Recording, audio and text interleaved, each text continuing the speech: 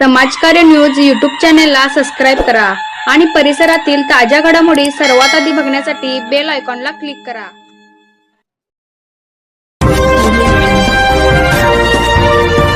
महाराष्ट्र कृषी दिनानिमित्त श्री दत्त साखरच्या वतीने नाविन्यपूर्ण शेतीला प्रोत्साहन, प्रगत शेतकऱ्यांचा सन्मान।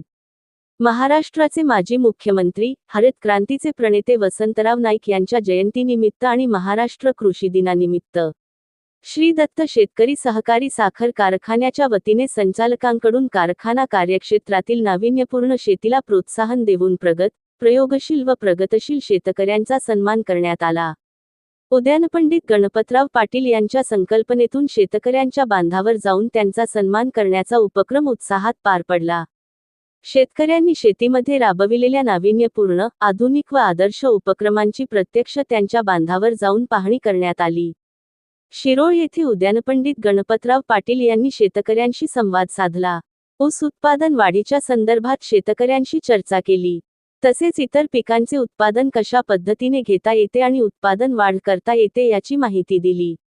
सेंद्रिय कर्ब वाढीचे प्रयत्न, सुपरकेन नर्सरीचे प्रयोग, खत, पाणी व वेळेचे नियोजन, व्यवस्थापन आदींची सखोल माहिती शेतकऱ्यांना दिली।